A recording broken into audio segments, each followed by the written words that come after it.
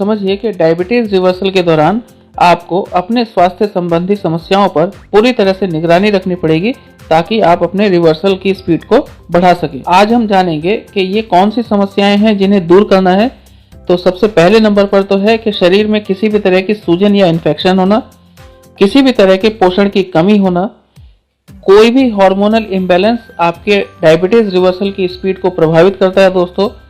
इसी तरह से अगला है कि अत्यधिक कमजोरी होना या मोटापा होना, या फिर हार्ट, लीवर, किडनी आदि से संबंधित कोई समस्या होना, या इमोशनल या स्ट्रेस।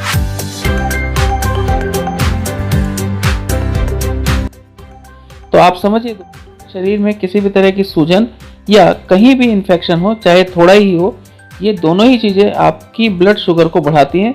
और अगर ये समस्या है तो इसको ठीक करना बहुत ज़रूरी है। और सामान्य तौर पर ये समस्याएं अनहेल्दी फूड आइटम खाने से होती हैं, गलत समय पर खाना खाने से, देरी से सोने या देरी से जागने पर होती हैं। और दोस्तों डायबिटीज़ रिवर्सल के लिए इन समस्याओं को दूर करना बहुत ज़रूरी होगा।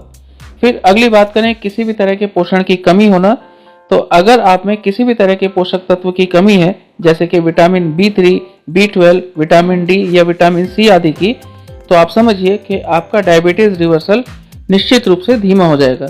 तो दोस्तों आपको किसी भी स्थिति में अपने भीतर न्यूट्रिशनल डेफिशिएंसी से बचना चाहिए।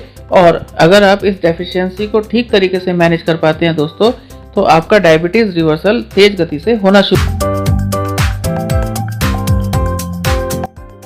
तो आप समझिए कि अगर आप में किसी भी तरह के हार्मोनल इम्बैलेंस की समस्या है, जैसे कि थायराइड का असंतुलित होना, लेप्टिन या टेस्टोस्टेरोन का असंतुलित होना, या फिर महिलाओं में एस्ट्रोजन या प्रोजेस्टेरोन का घटना या बढ़ना, तो इन सब समस्याओं से भी कहीं ना कहीं डायबिटीज रिवर्सल में काफ़ी रुकावट है। तो आपको किसी भी स्थिति में हार्मोनल इम्बैलेंस की समस्या को दूर करना पड़ेगा। फिर समझिए दोस्तों कि अत्यधिक कमजोरी होना या फिर मोटापा होना, दोनों ही आपके लिए समस्या है।